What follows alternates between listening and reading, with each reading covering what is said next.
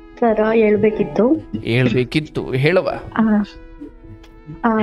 Sir already ನಿಮ್ಮ videos ಎಲ್ಲ ನೋಡಿ ತುಂಬಾ ಕಲ್ತಿದೀನಿ ಸರ್. ನಾನು ಜೀವನದಲ್ಲಿ ಹೆಂಗಿರ್ಬೇಕು, ಏನೇನ್ ಮಾಡ್ಬೇಕು, ಏನ್ ಮಾಡ್ರೆ ತಪ್ಪು, ಈ ಆಧ್ಯಾತ್ಮ ಕಡೆ ನಾನು ಸ್ವಲ್ಪ ಒಲವು ತೋರಿಸ್ತಾ ಇದ್ದೀನಿ.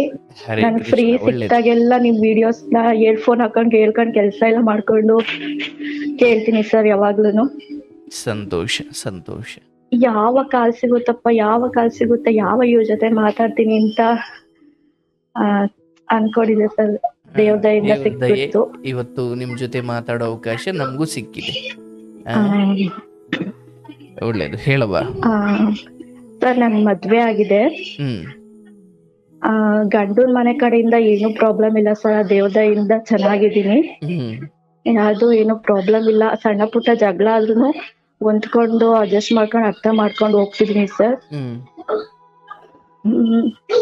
ಏನ್ ಪ್ರಾಬ್ಲಮ್ ಅಂದ್ರೆ ಸರ್, ನಂದು ತವ್ರ ಮನೆದು ಸ್ವಲ್ಪ ನನ್ಗೆ ಗೊಂದಲಗಳಿದೆ. ಅದನ್ನ ಸ್ವಲ್ಪ ನೀವು ಅದ್ರ ಬಗ್ಗೆ ಸ್ವಲ್ಪ ಕ್ಲಾರಿಟಿ ಕೊಟ್ರೆ ಒಳ್ಳೇದಾಗುತ್ತೆ ಸರ್ ನನ್ಗೆ. ಅಂದ್ರೆ ಯಾವ ತರ ಅಂದ್ರೆ ಸರ್, ನಾವ್ 3 ಜನ ಮಕ್ಳು, 2 ಹೆಣ್ಮಕ್ಳು, ಒಬ್ಬ ಗಂಡ್ ಮಗ ಇರೋದು ನಮ್ಮ ಅಪ್ಪ ಅಮ್ಮಂಗೆ. ಅಪ್ಪ ಅಮ್ಮ ಹೆಂಗೆ ಅಂದ್ರೆ ಅವರು ನಾವ್ ಚಿಕ್ಕ ಮಕ್ಳು ಇದ್ದಾಗ್ಲಿಂದನೂ ಅವರು ಒಂಥರ ಜಗಳ ಆಡೋದು. ಯಾವಾಗ್ಲೂ ನಮ್ ಬುದ್ಧಿ ಬಂದಾಗಿಂದ ಇರ್ಬೋದು, ಇಲ್ಲ ನಾವ್ ಚಿಕ್ಕ ವಯಸ್ಸಿಂದ ಇರ್ಬೋದು, ಜಗಳ ಈಗ ಸಮೇತನು ಜಗಳನೇ ಆಡ್ತಿರ್ತಾರೆ ಸರ್ ಅವರು. ನನ್ಗೆ ಈಗ ಮೊನ್ನೆ ನಮ್ ಮನೆಗ್ ಬಂದಿದ್ರು. 1 ವೀಕ್ ಇದ್ರು ನಮ್ಮಮ್ಮ. ಅವಾಗ್ಲೂನು ಅವ್ರು ಅದೇ ಹೇಳಿದ್ರು. ನಮ್ಮ ಅಪ್ಪಂಗೆ 56 ವರ್ಷ, ನಮ್ಮ ಅಮ್ಮಂಗೆ 46 ವರ್ಷ ಸರ್. ಅವ್ರು ಹೇಳ್ತಾರೆ ಅಂದ್ರೆ 3 ವರ್ಷದಿಂದ ನಮ್ ಮನೆಗ್ ಬಂದಿರ್ಲಿಲ್ಲ. ನಾನು ಎಷ್ಟು ಕರೀತಾ ಇದ್ದೆ, ನಂಗೆ ಆ ಕೆಲ್ಸ ಐತೆ, ಈ ಕೆಲ್ಸ ಇತ್ತು, ಅದಕ್ಕೆ ಬರಲ್ಲ, ಹಂಗೆ ಹಿಂಗೆ ಅಂತ ಏನೇನೋ ಹೇಳ್ತಿದ್ರು. ಸರಿ ಬಿಡಿ ಆಯ್ತು, ನಿಮಗೆ ಯಾವಾಗ ಇಷ್ಟ ಬರುತ್ತೋ ಅವಾಗ್ಲೇ ಬರೀರಂತೆ ಅಂತ ಅಂದ್ಬಿಟ್ಟು ನಾನ್ ಸುಮ್ನೆ ಆಗಿದ್ದೆ. ಇವ್ರು ಇವಾಗ ಏನ್ ಮಾಡಿದಾರೆ, ಮನೇಲಿ ಸ್ವಲ್ಪ ಜಗಳ ಆಗಿದೆ, ಅದಕ್ಕೆ ಬಂದಿದ್ದಾರೆ. ಮಗ ಮತ್ತೆ ಅಮ್ಮ ಜಗಳ ಮಾಡ್ಕೊಂಡ್ ಬಂದಿದ್ದಾರೆ ನಮ್ಮಮ್ಮ. ಇವಾಗ ಹೇಳ್ತಾರೆ, ನನ್ ಗಂಡಂಗೆ ನನ್ ಬುದ್ಧಿ ಕಲಿಸ್ಬೇಕು, ಮತ್ತೆ ಅವ್ರಿಗೆ ನನ್ ಬೆಲೆ ಏನು ಅಂತ ಗೊತ್ತಾಗ್ಬೇಕು ಅಂತ ಈ ಏಜ್ ಅಲ್ಲಿ ಅವರು ಹೇಳಕ್ ಹೋಗ್ತಿದ್ದಾರೆ ಸರ್. ಅದಕ್ಕೆ ನಮ್ಮನೆಗ್ ಬಂದಾಗ ನಾನು ಅದು ಹೇಳಿದ್ರೆ ನಮ್ಮಮ್ಮ ಯಾವ್ದನ್ನು ತಗೊಳಲ್ಲ ಸರ್. ನಾನ್ ಹೇಳಿದ್ದೇ ಆಗ್ಬೇಕು, ಆಗಿದ್ದೇ ಆಗ್ಬೇಕು, ನಾನು ಏನ್ ಅನ್ಕೋತೀನೋ ಅದೇ ಆಗ್ಬೇಕು. ನಮ್ಮ ಅಪ್ಪ ನನ್ ತಮ್ಮ ಇಬ್ರುನು ಅವ್ರು ಹೇಳ್ದಂಗೆ ಕೇಳ್ಬೇಕು. ಅಪ್ಪ ತಮ್ಮ ಮತ್ತೆ ಹೆಣ್ಮಕ್ಳು ಯಾರೇ ಆಗ್ಲಿ ಅವ್ರ ಏನ್ ಹೇಳ್ತಾರೋ ಅದೇ ಆಗ್ಬೇಕು. ಅವ್ರ ಏನ್ ಹೇಳಿದ್ರು ನೀವ್ ಹಿಂಗ್ ಮಾಡ್ಬೇಕು ಅಂತಿದ್ದೀರಾ, ಹಂಗೆ ಆಗ್ಬೇಕು. ಅದೇ ತರ ನಮ್ಮಮ್ಮ ಇರೋದು ಸರ್. ನಾವು ಚಿಕ್ಕ ಹುಡುಗರಿಂದನೂ ಅಷ್ಟೇ ಹಂಗೆ ಇರೋದು. ನಮ್ಮಮ್ಮ ನನ್ನ ಹತ್ರ ಆತರ ಹೇಳ್ದಾಗ ನಮ್ಮ ಮನೇಲಿ ಹೇಳಿದ್ರೆ ಅವ್ರು ತಪ್ಪು ತಿಳ್ಕೊಂಡ್ಬಿಡ್ತಾರೆ, ಬೇಜಾರಾಗ್ಬಿಡ್ತಾರೆ ಅಂತ ಅಂದ್ಬಿಟ್ಟು ನಾನು ಏನು ಹೇಳಲಿಲ್ಲ. ಮಮ್ಮಿ ಅಡ್ಜಸ್ಟ್ ಮಾಡ್ಕೊಂಡು ಹೋಗ್ಬೇಕು, ಮಕ್ಳು ಮುಂದೆ ಜಗಳ ಎಲ್ಲ ಆಡ್ಬಾರ್ದು, ಮಕ್ಳು ದೊಡ್ಡವರಾಗಿದ್ದೀವಿ ನಾವೆಲ್ಲ, ಮಮ್ಮಿ ನೀವ್ ಇವಾಗ್ಲೂ ಹಂಗೆ ಆಡ್ತೀರಾ ಅಂತ ಅಂದ್ಬಿಟ್ಟು ನಾನು ಹೇಳ್ದೆ ಸರ್. ಹಲೋ, ಹೇಳ್ದೆ ಸರ್. ಸರಿ ಆಯ್ತು ಅಂದ್ಬಿಟ್ಟು 1 ವಾರ ಇದ್ಬಿಟ್ಟು ಹೋದ್ರು. ನಮ್ಮ ಅಮ್ಮಂದು ಹೆಂಗೆ ಅಂದ್ರೆ ಸರ್, ನಮ್ಮ ಅಮ್ಮ ಅವರ ಅಮ್ಮ ಇದಾರಲ್ಲ ನಮ್ಮ ಅಜ್ಜಿನೂ ಸರಿಯಾಗಿ ನೋಡ್ಕೊಂಡಿಲ್ಲ. ಮತ್ತೆ ನಮ್ಮ ಅಮ್ಮವ್ರ ಅಕ್ಕ ತಂಗಿದಿರು ಸರಿಯಾಗಿಲ್ಲ ಸರ್. ಮತ್ತೆ ಅಮ್ಮ ಈಗ ನಮ್ಮ ಅಪ್ಪಂಗೆ ಹೆಂಡತಿ ಅಂದ್ರೆ ಅಷ್ಟು ಬಿಡಪ್ಪ, ನನ್ನ ಹೆಂಡತಿ ನಮ್ಗೋಸ್ಕರ ಎಷ್ಟು ಕಷ್ಟ ಪಡ್ತಿದ್ದಾಳೆ ಅನ್ನೋ ಒಳ್ಳೆ ಭಾವನೆ ಇಲ್ಲ ಸರ್. ನಾವ್ ಮಕ್ಳು ಗಂಡ್ ಮಗ ಆಗಿರ್ಬೋದು, ಹೆಣ್ಮಕ್ಳುಗಳಿಗೂ ನಮ್ಮಮ್ಮ ನಮ್ಗೋಸ್ಕರ ಎಷ್ಟ್ ಮಾಡಿದಾರಪ್ಪ ಅನ್ನೋ ಭಾವನೆ ನಮಗೂ ಇಲ್ಲ ಸರ್. ಅಷ್ಟ್ ಕಷ್ಟಪಟ್ಟು ಸಾಕಿದ್ದಾರೆ ಅನ್ನೋ ಭಾವನೆ ನಮ್ಗಿಲ್ಲ ಸರ್. ಯಾಕೆ ಅಂದ್ರೆ ಅವ್ರು ವ್ಯಕ್ತಿತ್ವನೇ ಆತರ ಇದ್ಬಿಟ್ಟಿದೆ ಸರ್. ಏನೇ ತಪ್ಪಾದ್ರೂ ಅದು ಒಪ್ಕೊಳ್ಳಲ್ಲ ಸರ್ ಅವರು. ಮತ್ತೆ ನಿನ್ನೆ ಕಾಲ್ ಮಾಡಿದ್ರು ಸರ್. ಅವಾಗ ಫೋನ್ ಮಾಡಿದ್ರು. ಅವಾಗ ಹಿಂಗೆ ಏನೋ ಅದೇ ಅಪ್ಪಾಜಿ ಮತ್ತೆ ತಮ್ಮ ಹಿಂಗೆ ನಿಂಗೇನ್ ಗೊತ್ತು ಅಂತ ಯಾವಾಗ್ಲೂ ನನ್ ಮೇಲೆ ರೇಗಾಡ್ತಾರೆ, ಹಂಗೆ ಜಗಳ ಹಿಂಗೆ ಜಗಳ ಅಂತ ನನ್ನ ಹತ್ರ ಹೇಳುದು ಸರ್. ಅದಕ್ಕೆ ನಾನ್ ಹೇಳ್ದೆ ಅವಾಗ, ನೀವು ಇವಾಗ ಹೊಸ್ದಾಗ್ ಮದ್ವೆ ಆಗಿಲ್ಲ, ಮತ್ತೆ ಮದ್ವೆ ಆಗ 10 ವರ್ಷ ಆಗಿಲ್ಲ. ಈ ಏಜ್ ಅಲ್ಲಿ ನೀವು ಬುದ್ಧಿ ಕಲಿಸ್ತೀನಿ ಅಂತ ಹೋಗಕ್ಕೆ ಮಮ್ಮಿ, ಹೆಣ್ಣೆ ಮಕ್ಳಾಗಿರೋರು ನೀವೇ ಅಡ್ಜಸ್ಟ್ ಮಾಡ್ಕೋಬೇಕು ಮಮ್ಮಿ. ಈಗ ನಾವ್ ಹೆಣ್ಮಕ್ಳುಗಳು ಏನಾದ್ರು ಜಗಳ ಮಾಡ್ಕೊಂತ ಅವ್ರ ಮನೆಗ್ ಬಂದ್ರೆ ನೀವು ನಮಗ್ ಏನ್ ಬುದ್ಧಿ ಹೇಳ್ತೀರಾ? ನೀವೇ ಹಿಂಗ್ ಕಿತ್ತಾಡ್ತೀರಲ್ಲ, ಏನ್ ಬುದ್ಧಿ ಹೇಳ್ತೀರಾ ನಮ್ಗೆ? ನಿಮ್ಮನ್ ನೋಡಿ ನಾವ್ ಕಲಿಬೇಕಲ್ವಾ? ತಮ್ಮಂಗ್ ಇನ್ನೂ ಮದ್ವೆ ಆಗಿಲ್ಲ, ಅವ್ರಿಬ್ರು ಏನಾದ್ರು ಜಗಳ ಮಾಡ್ಕೊಂಡ್ರೆ ನೀವ್ ಏನ್ ಬುದ್ಧಿ ಹೇಳ್ತೀರಾ? ಹಿಂಗೆಲ್ಲಾ ಆಡ್ತಿರಲ್ಲ. ಹಂಗೆ ನಮ್ಮಮ್ಮ ನಾನೇ ಕೆಟ್ಟೋಳು ಅನ್ನಂಗಾರೆ ನಿನ್ಗೆ, ನಾನೇ ಕೆಟ್ಟೋಳು ಅನ್ನಂಗಾರೆ ಅವ್ರು ಮಾಡಿರೋದೇನು ತಪ್ಪೇ ಇಲ್ಲ ಅನ್ನು ನಾನೇ ಸರಿ ಇಲ್ವಾ ಅಂದ್ರು? ಹಂಗಲ್ಲ ಮಮ್ಮಿ, ಒಂದು ಧರ್ಮ ಕರ್ಮ ಅನ್ನೋದಿರ್ತದೆ, ನಾವ್ ಹೆಂಗೆ ನೆಡ್ಕೊತೀವೋ ಅದ್ರ ಮೇಲೆ ಅದು ತೋರ್ಸುತ್ತೆ. ನೀನು ಸ್ವಲ್ಪ ಅನುಸರಿಸ್ಕೊಂಡು ಹೋಗ್ಬೇಕು, ಅರ್ಥ ಮಾಡ್ಕೋಬೇಕು.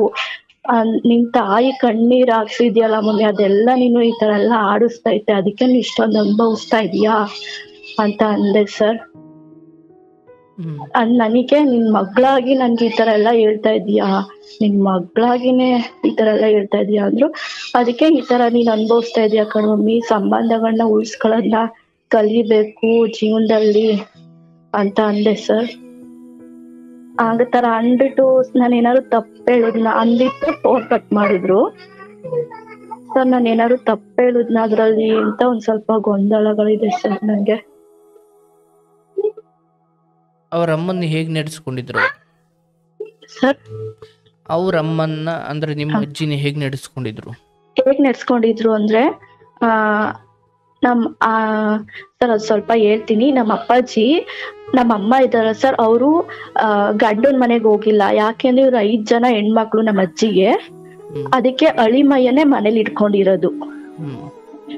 ಅಳಿಮಯ್ಯನೇ ಮನೇಲಿ ಇಟ್ಕೊಂಡಿರೋದಂದ್ರೆ ದತ್ತು ಮಗ ತರ ಅಳಿಮಯ್ಯನ್ ಮನೇಲಿ ಇಟ್ಕೊಂಡಿರೋದು ಸರ್. ನಮ್ಮ ಅಮ್ಮ ತವ್ರ ಮನೇಲೆ ಇದ್ದಿದ್ದು ಇಷ್ಟು ವರ್ಷದಿಂದ. ನಮ್ಮ ಅಜ್ಜಿ ಹೇಳಿದ ಮಾತು ಕೇಳ್ತಿರ್ಲಿಲ್ಲ. ಇವ್ರು ಅತ್ತೆ ಸೊಸೆ ತರ ಕಿತ್ತಾಡೋದು. ನಮ್ಮ ಅಜ್ಜಿ ಇವ್ರ ಜೊತೆ ಇರಕ್ ಆಗ್ದಲೇನೆ ಬೇರೆ ಹೆಣ್ಮಕ್ಳ ಜೊತೆ ಹೋಗಿ ಇದ್ರು. ನಮ್ಮ ಅಜ್ಜಿನ ನಮ್ಮಮ್ಮ ಮಾತಾಡ್ಸ್ತಿರ್ಲಿಲ್ಲ ಸರಿಯಾಗಿ. ಅವ್ರು ಸತ್ತೋಗ್ರು ಹೋಗಿ ನೋಡ್ಲಿಲ್ಲ ಸರ್ ನಮ್ಮಮ್ಮ. ಇನ್ನ ಇದು ತಾವು ಹುಟ್ಟಿದೂರಲ್ಲೇ ಮಣ್ ಮಾಡ್ಬೇಕಲ್ಲ ಅಂದಿದ್ಕೆ ಕರ್ಕೊಂಡ್ ನಮ್ಮ ಅಜ್ಜಿನ. ಅವಾಗಷ್ಟೇ ನೋಡಿದ್ದು. ನಮ್ಮ ಅಜ್ಜಿ ಯಾವಾಗ ತಿರೋದ್ರು ಅವಾಗ ನಮ್ಮ ಅವ್ರ ಅಕ್ಕ ತಂಗಿದ್ರೆಲ್ಲ ಒಂದಾಗಿದ್ದು. ಸಿಕ್ಕಾಬಟ್ಟೆ ಅಯ್ಯೋ ಅನ್ಸ್ಬಿಟ್ಟಿದ್ದಾರೆ. ಊಟ ಕೊಡ್ತಿರ್ಲಿಲ್ಲ, ಮಾತಾಡ್ತಿಲ್ಲ. ನಾವು ಮೊಮ್ಮಕ್ಳು ಇರೋವರೆಗೂ ಚೆನ್ನಾಗಿದ್ರು ನಮ್ಮ ಅಜ್ಜಿ ನಮ್ ಜೊತೆ ಎಲ್ಲ ಮಾತಾಡ್ಕೊಂಡು. ನಾವ್ ಯಾವಾಗ ಮದ್ವೆ ಆಗಿ ಬಂದ್ಬಿಟ್ಟು ನಮ್ಮ ಅಜ್ಜಿಗೆ ನಮ್ಮ ಅಮ್ಮನ ಜೊತೆ ಇರಕ್ ಆಗ್ಲಿಲ್ಲ, ಹೊರ್ಗಡೆ ಬಂದ್ಬಿಟ್ರು. ಅಲ್ಲೇ ಊರಲ್ಲೇನೆ ಬೇರೆ ಮನೆ ಮಾಡ್ಕೊಂಡಿದ್ರು. ಏಜ್ ಆಗಿತ್ತಲ್ಲ ಮಾಡ್ಕೊಂಡ್ ತಿನ್ನಕ್ ಆಗಲ್ಲ ಅಂದ್ಬಿಟ್ಟು ಹೆಣ್ಮಕ್ಳು ಮನೆಗ್ ಬಂದ್ಬಿಟ್ರು ಸರ್. ಈ ತರ ಎಲ್ಲ ಆಯ್ತು. ನಾನ್ ಹಂಗ ಅಂದೆ ನಮ್ಮ ಅಮ್ಮಂಗೆ. ಈಗ ನನ್ ತಮ್ಮ ಹೇಳ್ತಾನೆ ಸರ್, ನನ್ ತಮ್ಮಂಗ್ ಫೋನ್ ಮಾಡಿ ಮಾತಾಡ್ದೆ, ಏನೇನ್ ಆಗೈತೆ ಅಂತ. ಏನೂ ಇಲ್ಲ, ನಮ್ಮ ಅಮ್ಮ ಅರ್ಥ ಮಾಡ್ಕೊಳಲ್ಲ, ಎಲ್ಲ ಐತೆ ನಮ್ಗೆ. ಮನೆಗ್ ಹೋದ್ರೆ ನೆಮ್ಮದಿ ಇಲ್ಲ, ಚಿಕ್ಕ ವಿಷಯಕ್ಕೂ ಜಗಳ ಆಡ್ತಾರೆ, ನಾನು ಹೇಳಿದ್ದೆ ಆಗ್ಬೇಕು ಅಂತಾರೆ ಅಂತ ಹೇಳಿದ್ರು ಸರ್. ಅವನು ಅದನ್ನೇ ಹೇಳ್ತಾನೆ, ಅರ್ಥ ಮಾಡ್ಕೊಂಡು ಅಡ್ಜಸ್ಟ್ ಮಾಡ್ಕೊಂಡು ಹೋಗ್ಬೇಕು, ಯಾವ ತಪ್ಪುನು ಒಪ್ಕೊಳ್ಳಲ್ಲ, ಬಾಯಿ ಬಿಟ್ರೆ ಸುಳ್ಳು ಬರೀ ಸುಳ್ಳು ಹೇಳ್ಕೊಂಡೇ ಇರ್ತಾರೆ ಸರ್. ನನ್ಗೆ ಅವರಿಂದ ನನ್ಗೇನೂ ಆಗ್ಬೇಕಾಗಿಲ್ಲ ಸರ್. ನಾನ್ ನನ್ ಮನೆಯವ್ರು ಚೆನ್ನಾಗಿದ್ದೀನಿ. ಬಟ್ ನಾನು ಇದೊಂದು ಹೇಳ್ಬಿಟ್ನಲ್ಲ, ನಾನು ಏನಾದ್ರು ತಪ್ಪಾಗಿ ಹೇಳ್ಬಿಟ್ನ ಸರ್ ಅಂತ ಅನಿಸ್ತಿದೆ ಸರ್.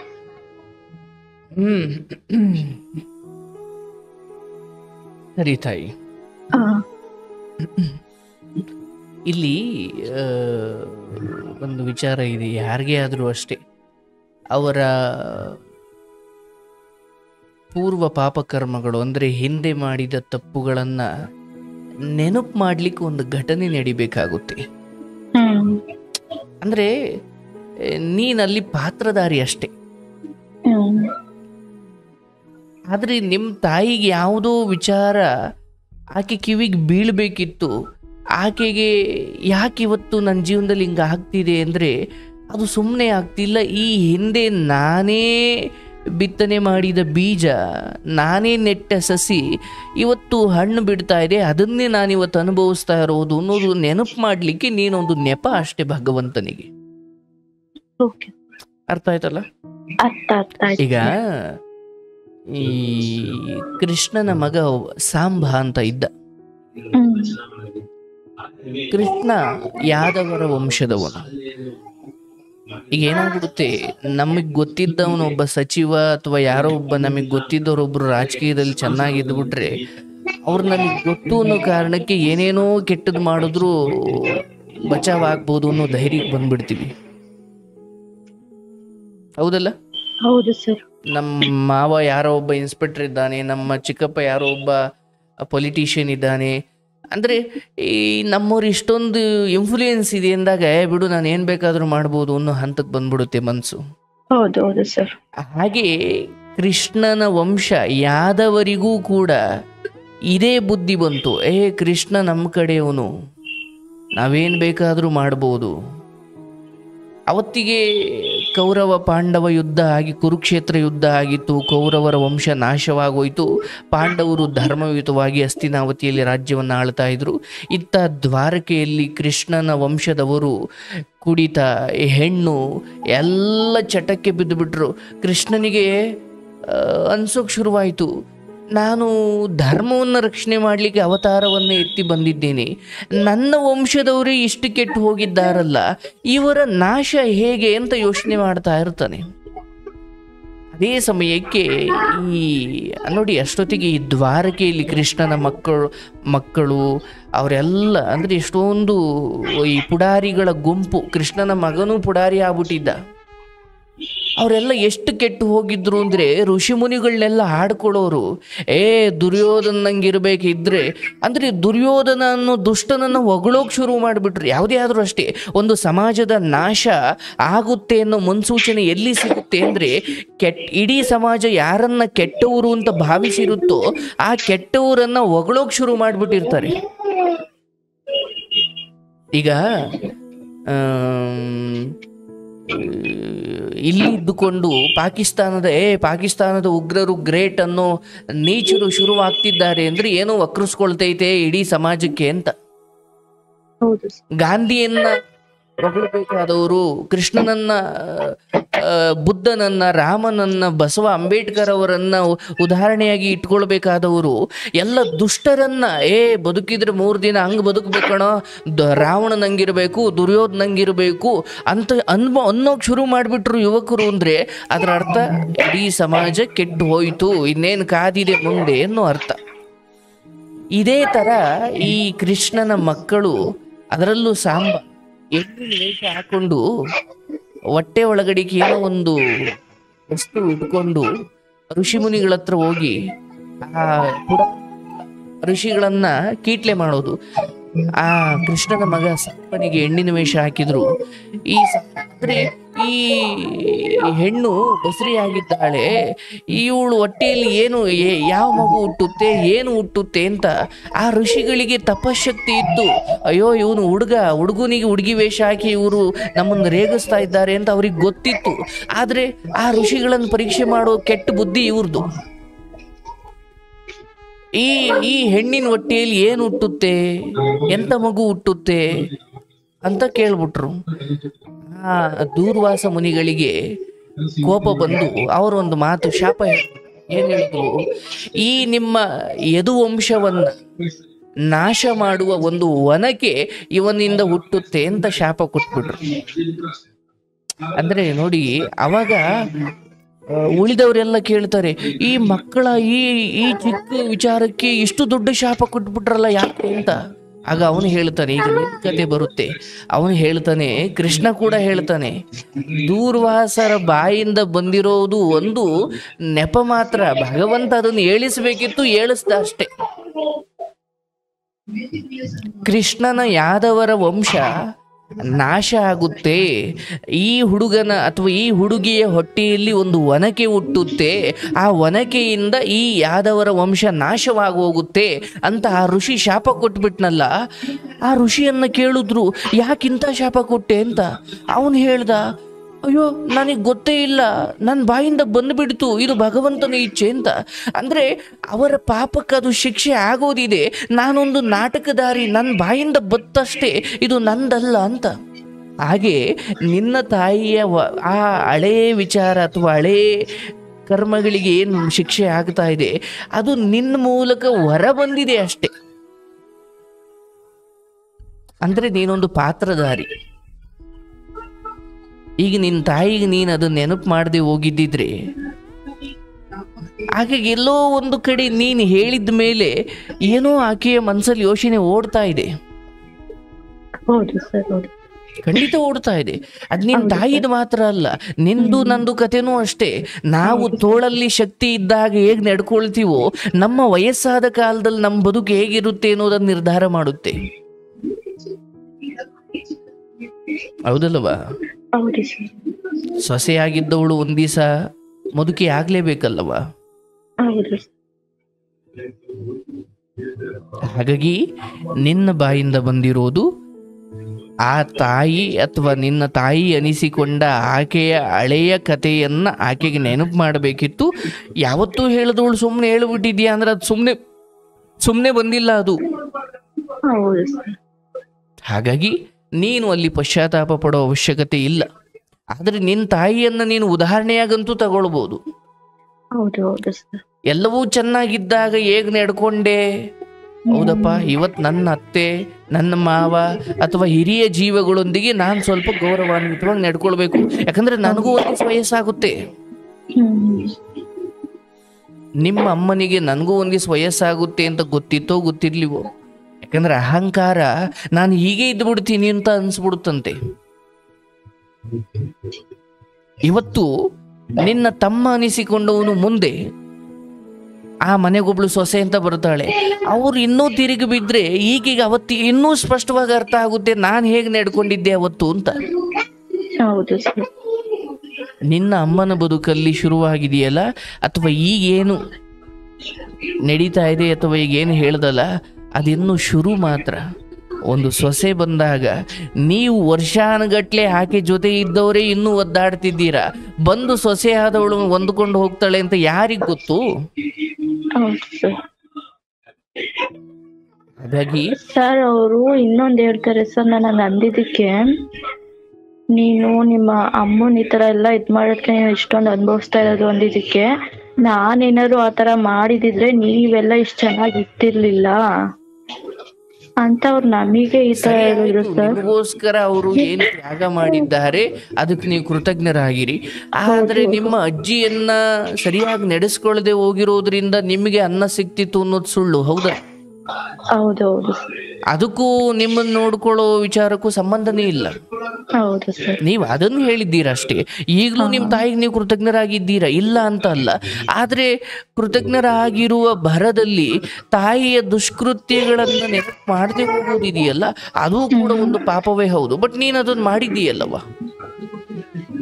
ಹಾಗಾಗಿ ನಿಮ್ಮ ತಾಯಿ ಅವತ್ತು ಹೊಟ್ಟೆ ಕಟ್ಟಿ ಕೂಡಿಟ್ಟು ನಿನಗೇನು ಮಾಡಿದ್ದಾರೆ ಅದಕ್ಕೆ ನೀನು ಚಿರಋಣಿ. ನೀನು ಅನ್ನ ಹಾಕು, ಪರವಾಗಿಲ್ಲ, ಕಡೆಗಾಲದಲ್ಲಿ ನೀನು ಕೈಲಾದಷ್ಟು ಮಾಡು. ಆದರೆ ನೀನು ಎಷ್ಟೇ ಚೆನ್ನಾಗಿ ನೋಡ್ಕೊಂಡ್ರು ಅವರವರ ಪಾಪಗಳಿಗೆ ನೀನು ಅಡ್ಡ ಹೋಗ್ಲಿಕ್ಕಾಗಲ್ಲ. ಇಲ್ಲಾಂದ್ರೆ ನೀನು ಸುಟ್ಟು ಹೋಗ್ಬಿಡ್ತೀಯ. ಹಾಗಾಗಿ ನಿನ್ನ ಅಮ್ಮ ಯಾವುದೇ ಆದ್ರೂ ಅಷ್ಟೇ ಕಣವ, ತೀರಾ ನಂದೇ ನಡಿಬೇಕು, ನಾನೇ ಸರಿ ನನ್ನ ಕಡೆಯಿಂದ ನಾನು ಸರಿ ಇದ್ದೀನಿ ಅಂತ ಗೊತ್ತಾ. ಆದರೆ ಈ ಮನೆಯಲ್ಲಿರೋ ಎಲ್ಲರೂ ಅದಕ್ಕೆ ತಕ್ಕನಂಗೆ ನಡ್ಕೊಂಡೇ ಹೋಗ್ಬೇಕು, ಒಂಚೂರು ಎದುರು ಮಾತಾಡಿದ್ರು ನಾನು ಸಹಿಸಲ್ಲ ಅನ್ನೋ ಮನಸ್ಥಿತಿಗೆ ಬಂದುಬಿಟ್ರೆ ಅಲ್ಲಿ ಯಾರ ಜೊತೆನೂ ನೆಟ್ಟಗಿರೋಕ್ಕಾಗಲ್ಲ. ಈ ಮನಸ್ಥಿತಿ ಇಟ್ಕೊಂಡು ಬರುವ ಸೊಸೆಯೊಂದಿಗೆ ಆಕೆ ಇನ್ನೂ ನರಕ ಅನುಭವಿಸ್ತಾರೆ. ಹಾಗಾಗಿ ಅಬ್ಬಬ್ಬ ಅಂದ್ರೆ ನೀನು ನಿನ್ನ ತಮ್ಮನಿಗೊಂದು ಉಪದೇಶ ಕೊಡ್ಬೋದು. ನೋಡಪ್ಪ, ತಾಯಿ ಹೇಗೆ ಅಂತ ಗೊತ್ತು. ಯಾಕಂದ್ರೆ ಊಟದಾಗ್ಲಿಂದ ಜೊತೆ ಇರೋ ತಾಯಿಗೆ ನಾವು ಅರ್ಥ ಮಾಡ್ಕೊಂಡು ಇನ್ನೂ ಸರಿ ಹೋಗ್ಲಿಕ್ಕಾಗಿಲ್ಲ. ಬಂದವಳು ಅರ್ಥ ಮಾಡ್ಕೊಂಡ್ಬಿಡ್ತಾಳೆ ಅಂತ ಎಲ್ಲ ಭಗವಂತ ನಿನ್ನ ತಮ್ಮನ ಅದೃಷ್ಟ ಇದ್ರ ಅಂತವಳು ಸಿಗ್ಬೋದೇನೋ. ಆದರೆ ಈ ತಾಯಿ ನಿಮ್ಮ ತಾಯಿ ಆಗಿದ್ದಾರಲ್ಲ, ಆಕೆಗೆ ಸ್ವಲ್ಪ ಅಷ್ಟೊತ್ತಿಗೆ ತನ್ನ ಅಹಂಕಾರದ ಮಟ್ಟ ಕಡಿಮೆ ಆಗಿರುತ್ತೆ. ಭಯ ಬೇಡ. ಅರ್ಥ ಆಯ್ತಲ್ಲ? ನೀನು ಹೇಳಿರುವುದರಲ್ಲಿ ತಪ್ಪಿಲ್ಲ.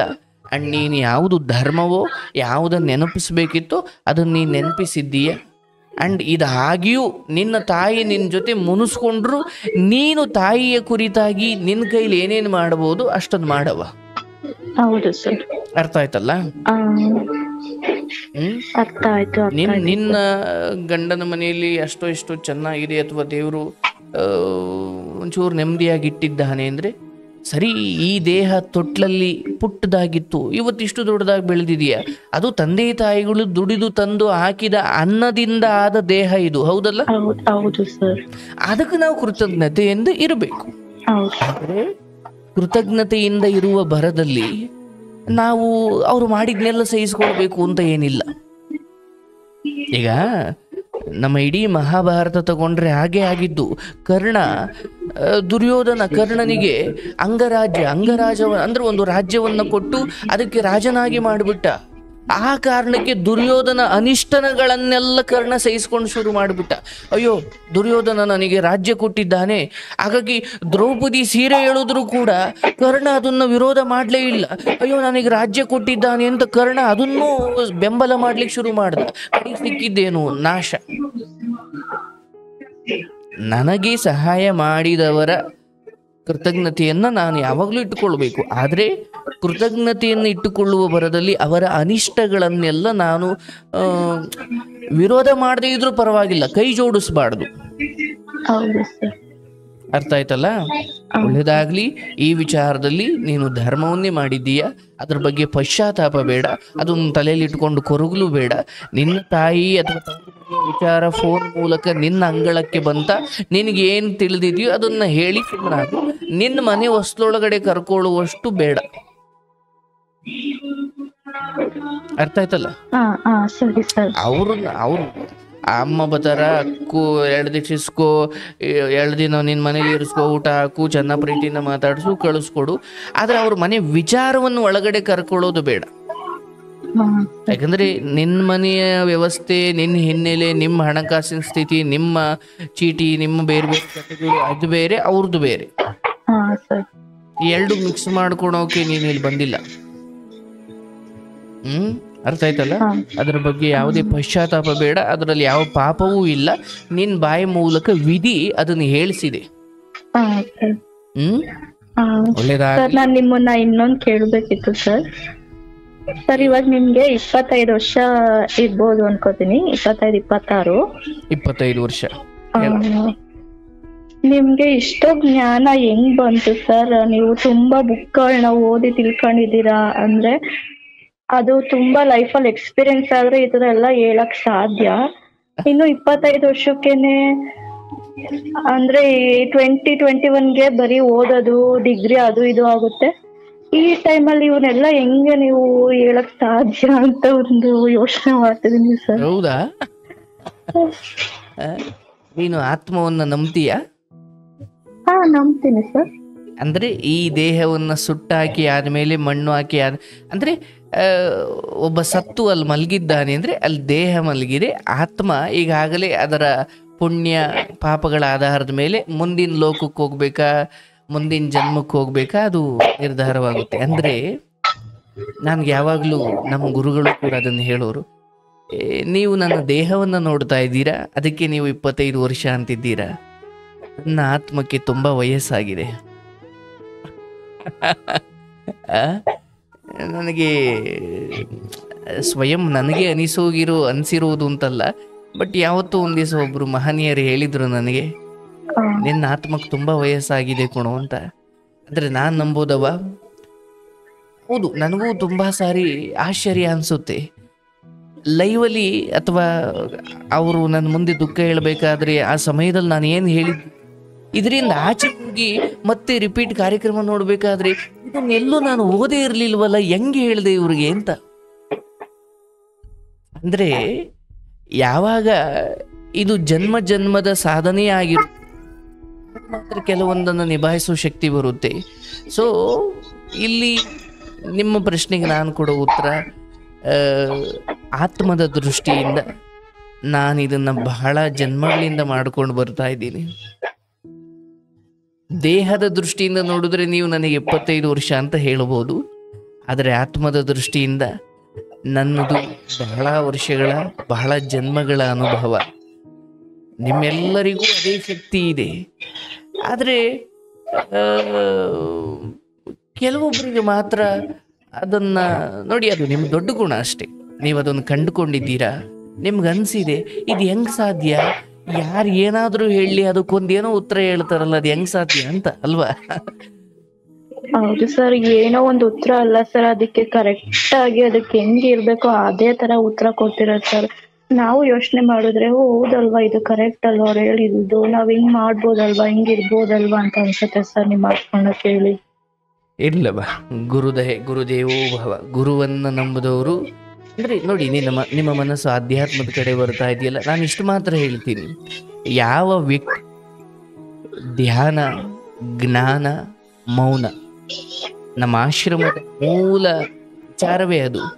ಧ್ಯಾನ, ಜ್ಞಾನ, ಮೌನ, ಈ ಮೂರನ್ನ ಯಾರು ಪಾಲಿಸ್ತಾನೋ ಅಂದ್ರೆ ಅವನು ಧ್ಯಾನ ಮಾಡಬೇಕು. ಫೋನಿಗೆ ಸಮಯ ಕೊಡೋದ್ರ ಬದಲು, ಅವ್ರಿವ್ರ ವಿಚಾರ ಮಾತಾಡ್ಕೊಂಡು ಕೂತ್ಕೊಳ್ಳೋದ್ರ ಬದಲು ಸುಮ್ಮನೆ ಫ್ರೀ ಇದ್ದೀರಾ ಧ್ಯಾನ ಕೂತ್ಕೊಂಡ್ಬಿಡ್ಬೇಕಂತೆ. ಜ್ಞಾನ, ಪುಸ್ತಕ ಓದಬೇಕು.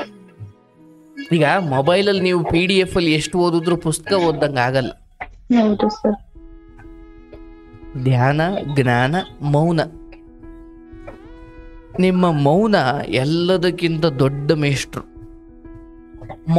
ಮೌನವಾಗಿದ್ರೆ ಇವ್ರಿಗೆ ಏನು ಗೊತ್ತಾಗಲ್ಲ, ದಡ್ರು ಮಂಗಗಳು ಅಂತ ಅನ್ಕೋತಾರಲ್ಲ ಸರ್ ಜನಗಳು. ಮೌನವಾಗಿದ್ರೆ ಎಲ್ಲಿ ಮಾತಾಡ್ಬೇಕು ಅಲ್ಲಷ್ಟೇ ಮಾತಾಡಿದ್ರೆ ಜನಗಳು ಇವ್ರಿಗೆ ದಡ್ರು ಮಂಗಗಳು ಇವ್ರು ಅನ್ನೋ ತರ ಮಾತಾಡಲ್ಲ ಸರ್. ಅಂದ್ರೆ ಮೌನವಾಗಿರೋದು ಅದರ ಅರ್ಥ ನಾವು ನಿಷ್ಕ್ರಿಯರಾಗಿರೋದು, ದಡ್ಡತನವಾಗಿರೋದು ಅಂತ ಅಲ್ಲ. ಮೌನದೊಳಗೊಂದು ಬುದ್ಧಿವಂತಿಕೆ, ಅಂದ್ರೆ ಕೂಗಾಟದೊಳಗೊಂದು ಬುದ್ಧಿವಂತಿಕೆ ಸರಿ ಬರಲ್ಲ. ಮೌನದೊಳಗೊಂದು ಬುದ್ಧಿವಂತಿಕೆ. ಮೌನ ಅಂದ್ರೆ ಇಟ್ ಮೀನ್ಸ್ ಅಬ್ಸರ್ವಿಂಗ್, ಲಿಸನಿಂಗ್ ಅಂತ. ಅಂದ್ರೆ ಗಮನಿಸೋದು, ಎಲ್ಲವನ್ನ ಅವಲೋಕಿಸೋದು. ಯಾಕಂದ್ರೆ ಗಮನಿಸಿದಷ್ಟು ನಿಮಗೆ ಬದುಕು ಆಳವಾಗಿ ಅರ್ಥವಾಗುತ್ತೆ.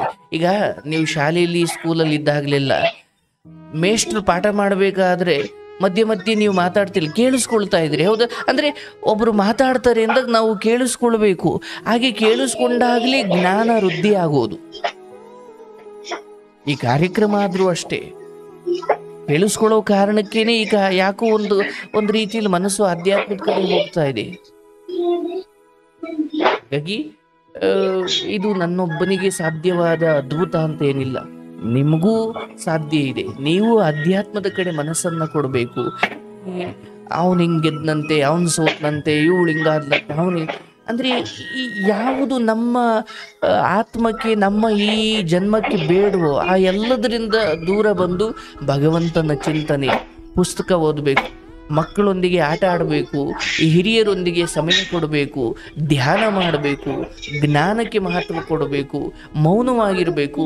ಮೌನವಾಗಿರುವುದು ಅಂದರೆ ಇನ್ನೊಬ್ಬರಿಂದ ಮೋಸ ಇರುವಂತೆ, ಇನ್ನೊಬ್ಬರಿಂದ ಮೋಸ ಹೋಗದೇ ಇರುವಂತೆ ನಮ್ಮನ್ನು ನಾವು ರಕ್ಷಣೆ ಮಾಡ್ಕೊಳ್ಳೋದು ಆ ಮೌನದಲ್ಲಿ ಇನ್ವಾಲ್ವ್ ಆಗಿರುತ್ತೆ. ಅಥವಾ ಆ ಮೌನದೊಳಗಡೆ ನಾವು ಮೌನವಾಗಿದ್ದೀವಿ ಅಂದ್ರೆ ಜಗತ್ತು 1000 ತಿಳ್ಕೊಳ್ಳಿ, ಜಗತ್ ನಮ್ಮನ್ನು ದಡ್ಡ ಅಂದ್ಕೊಳ್ಳಿ, ಆದ್ರೆ ನಾವು ಮೌನವಾಗಿದ್ದೀವಿ ಅಂದ್ರೆ ಅದರ ಅರ್ಥ ಏನು ಅಂತ ನಮಗೆ ಗೊತ್ತಿದ್ರೆ ಸಾಕು. ಅವ್ರಿಗೆಲ್ಲ ಗೊತ್ತಾಗ್ಬೇಕು ಅಂದ್ರೆ ಏನ್ ಬ್ಯಾನರ್ ಓಡಿಸ್ಲ ನಾನು? ಹೌದಲ್ಲವಾ? ಜನ ನಿನ್ನ ದಡ್ರು ಅಂದ್ಕೊಂಡಷ್ಟು ನಿನಗೆ ಆಪತ್ತುಗಳು ಕಡಿಮೆ. ನೀನ್ ತೀರಾ ಬುದ್ಧಿವಂತ ಅಂತ ಗೊತ್ತಾಗ್ಬಿಟ್ರೆ ಆಪತ್ತುಗಳು ಶುರುವಾಯ್ತವಂತೆ, ಶತ್ರುಗಳು ಶುರುವಾಯ್ತಾರಂತೆ. ಪರವಾಗಿಲ್ಲ, ಲೋಕಕ್ಕೆ ನೀನು ದಡ್ಡಂತೆ ಇರು.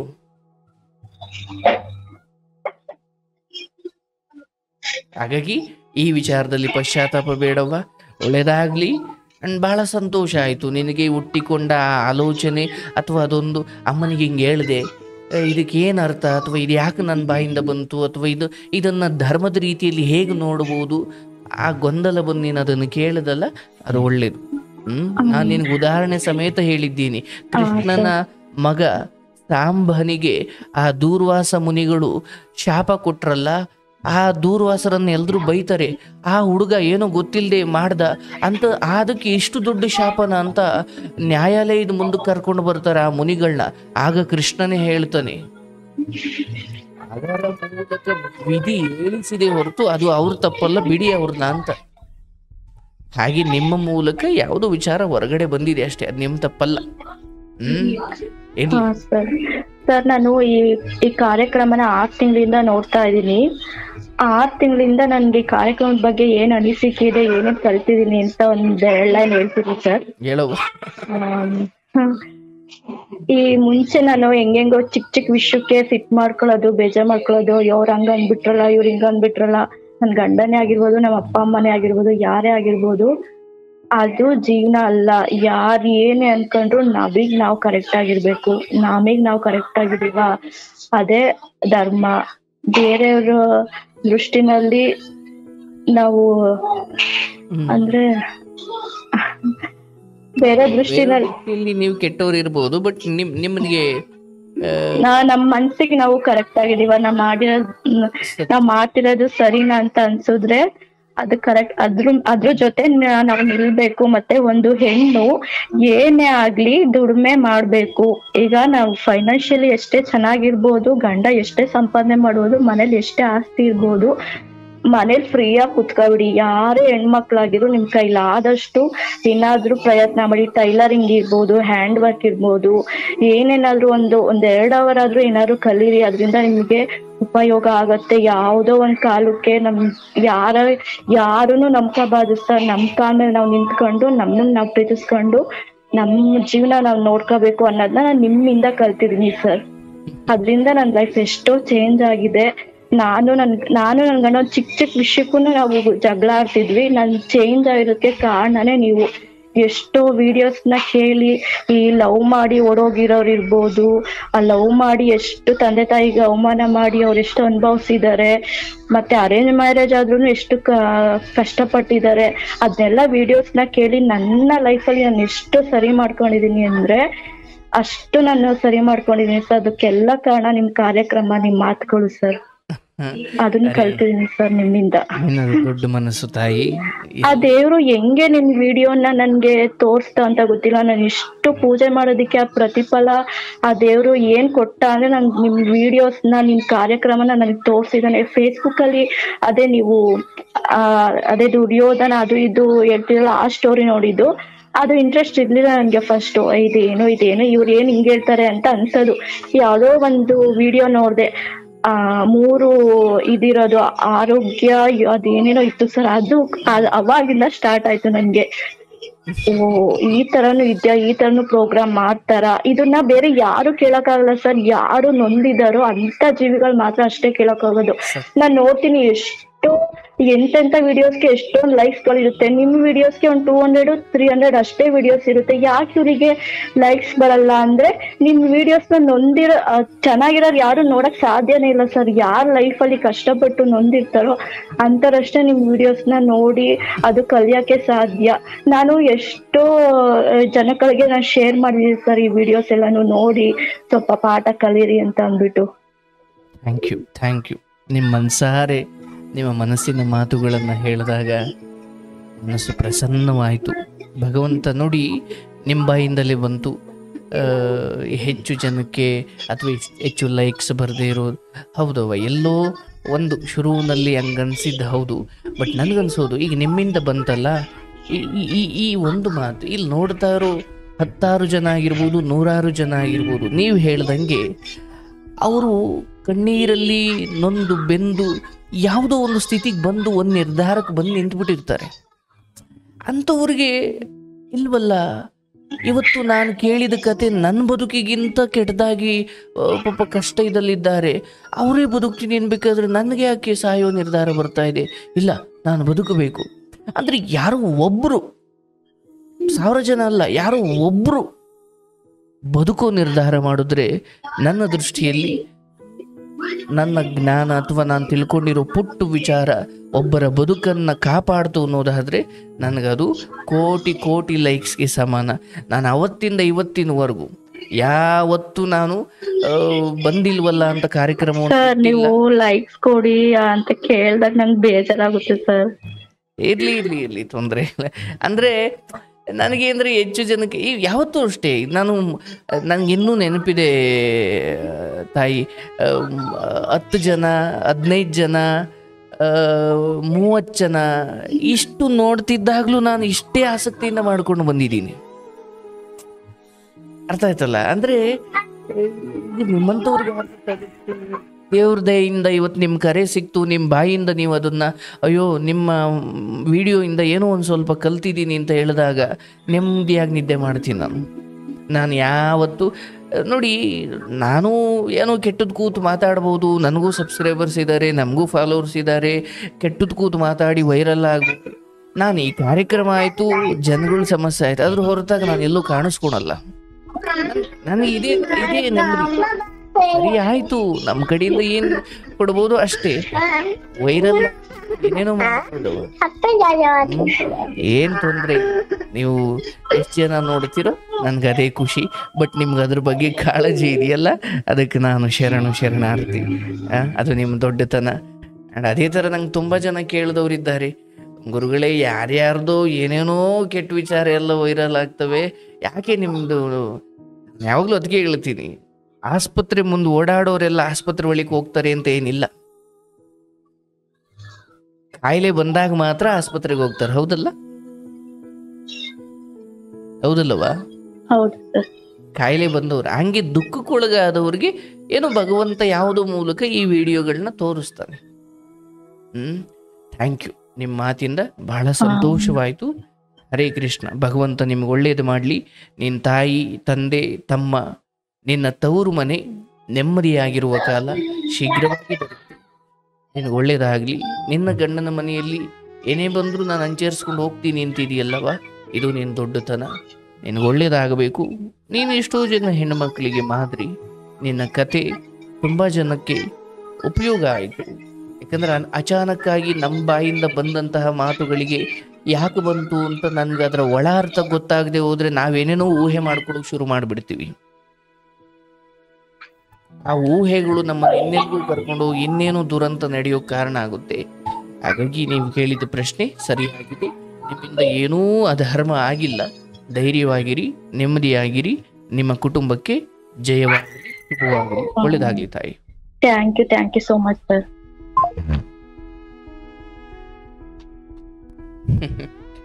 ಪಾಪ ಬಹಳ ಪ್ರೀತಿಯಿಂದ ಅಮ್ಮ, ಅಪ್ಪ, ತವರು ಮನೆಯ ಬಗ್ಗೆ ಕಾಳಜಿ ಇದೆ.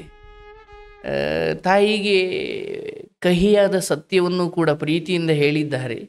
ಬಟ್ ತಾಯಿ ಅದನ್ನು ಕಹಿಯಾಗಿ ತಗೊಂಡಿರೋದ್ರಿಂದ, ಹೆತ್ತ ತಾಯಿಗೆ ಹಿಂಗಂತಿಯಲ್ಲ ಅಂತ ಅವರು ಹೇಳಿರೋದ್ರಿಂದ ಈಕೆಗೆ ಸ್ವಲ್ಪ ಪಶ್ಚಾತ್ತಾಪ ಆಗಿದೆ. ಅದ್ರ ಬಗ್ಗೆ ಇವರು ಗೊಂದಲವನ್ನು ನಿವಾರಣೆ ಮಾಡಿಕೊಂಡ್ರು. ಇರಲಿಲ್ಲವ ಕಾರ್ಯಕ್ರಮದ ಬಗ್ಗೆ ನಿಮಗಿರೋ ಅಭಿಪ್ರಾಯ, ನೀವು ವ್ಯಕ್ತಪಡಿಸಿದ ಆ ನಿಮ್ಮ 2 ಮಾತುಗಳು ಮನಸ್ಸಿಗೆ ನೆಮ್ಮದಿ ಕೊಡ್ತು. ನಿಮಗೆ ಶುಭವಾಗಲಿ. ಭಗವಂತ ನಿಮ್ಮನ್ನು ಚೆನ್ನಾಗಿಟ್ಟಿರಲಿ. ದೇವರು ಒಳ್ಳೇದು ಮಾಡಲಿ.